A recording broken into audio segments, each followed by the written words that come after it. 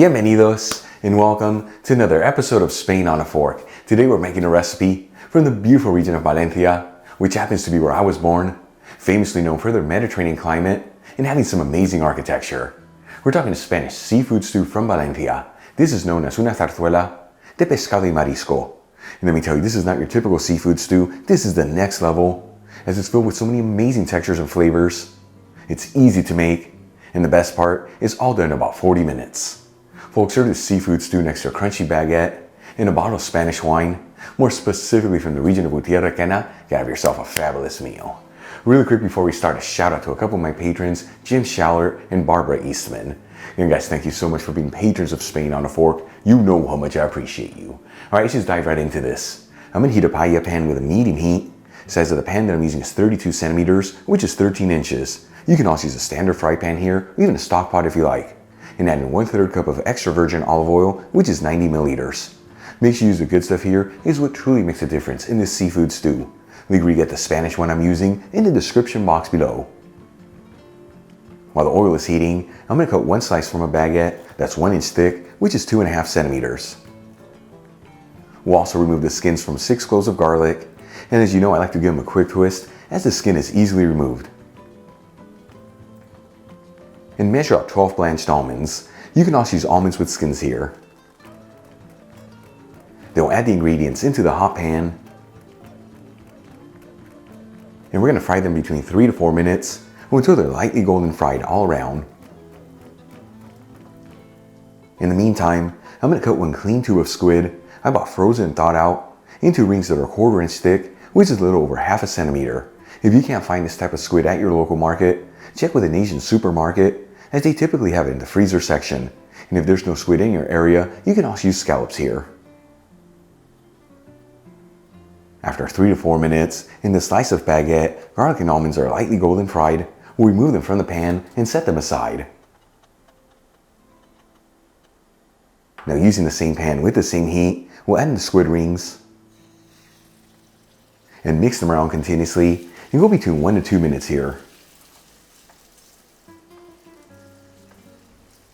After 1 to 2 minutes, and the squid rings are lightly sauteed, you don't want to brown them, we'll remove them from the pan and set them aside. Now once again, using the same pan with the same heat, we'll add in 1 medium-sized onion that's been finely chopped. We'll mix the onion around continuously, that way it doesn't brown too quickly, and it all evenly sautés. After 3 to 4 minutes, and the onions are slightly translucent, I'm going to add in 1 teaspoon of sweet smoked Spanish paprika, which is 2.5 grams. And we'll give it a quick mix. And like I've told you in the past, when you're working with paprika in a hot pan, you want to mix it in there quickly, otherwise it can easily get a bitter flavor. Then we'll add in 2 tomatoes that have been finely chopped, and season with sea salt and freshly cracked black pepper. And we'll give it a mix until it's well mixed together. And at this point, you don't have to mix this continuously, but do get it every 1 to 2 minutes. That way all the tomatoes evenly saute. In the meantime, let's move back to the slice of baguette, almonds and garlic that we lightly fried. I'm going to add the almonds and garlic into a mortar, along with 2 tablespoons of chopped parsley, which is 5 grams, a 1/4 teaspoon of saffron threads, which is 0.17 grams. Leave where you get the Spanish golden saffron I'm using in the description box below. And a pinch of sea salt. And using a pestle, we'll pound down on the ingredients until they're well mashed. You can also use a food processor here, hand blender, or even a NutriBullet. Once the ingredients are well mashed, we'll add in the slice of fried baguette, and we'll continue to pound down on the ingredients until we end up with a paste-like texture. Alright, let's move back to the pan. About 5 to 10 minutes after adding the chopped tomatoes, and they're lightly sauteed, and once again I've been mixing this every 1 to 2 minutes, I'm going to add in 2 cups of fish broth, which is 480 milliliters. You can also use chicken broth here, or even veggie broth if you like. Either way, link where you get the Spanish fish broth I'm using in the description box below. And we'll give it a gentle mix and then simmer it for about 10 minutes. That way the flavors can develop. In the meantime, let's start prepping the seafood. I'm going to add in 4 cod fillets over some paper towels and pat them completely dry.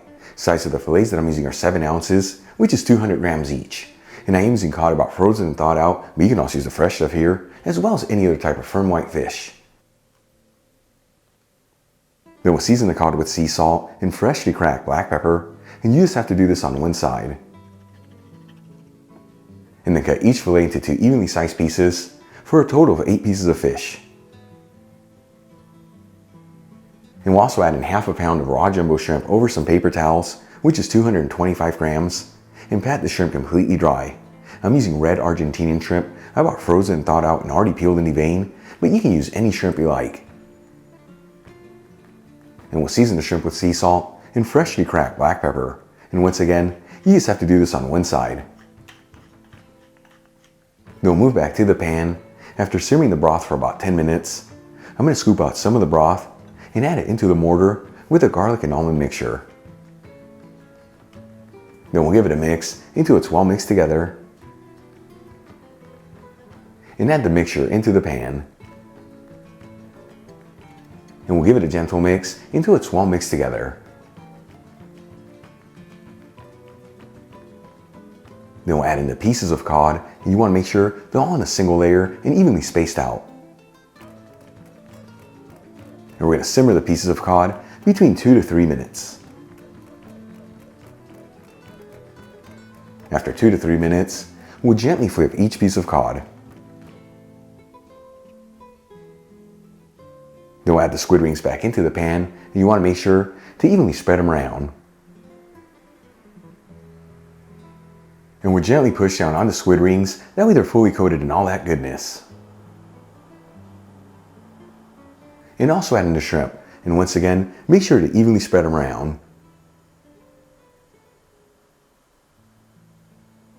And gently push down on the shrimp, once again, so they're coated in all that goodness. And we're going to go for another 2 to 3 minutes here, until the seafood is just cooked through. Once the seafood is just cooked, this is ready to go. I'm going to remove the paella pan from the heat. And we'll serve this directly out of the pan, topped off with some chopped parsley. Check it out, our Spanish seafood stew from Valencia is done. Easy to make, restaurant quality presentation, and all done in about 40 minutes. Let's give this a try and see how it turned out.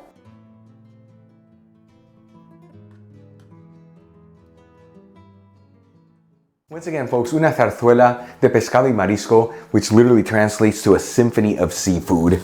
This I cannot wait to try. Here we go.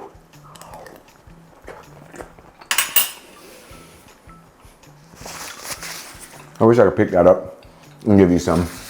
It is absolutely delicious. All the seafood is beautifully cooked. It's so important to not overcook it. The rest of the ingredients that lift up goodness. And then that paste with the garlic, bread, and the almonds, taking this to the next level. Easy to make, give it a try at home. Once again, next to a crunchy baguette to mop up all that goodness. And a bottle of Spanish wine from the beautiful region of Tierra Cana. Can have yourself a fabulous meal. Enjoyed today's video, hit that like button. Leave me a comment below. And if you're not subscribed, don't forget to smash that subscribe button and click on the bell icon. That way you can get notified every time I release new content and to become a part of the Spain on a Fork family. Till the next time, hasta luego.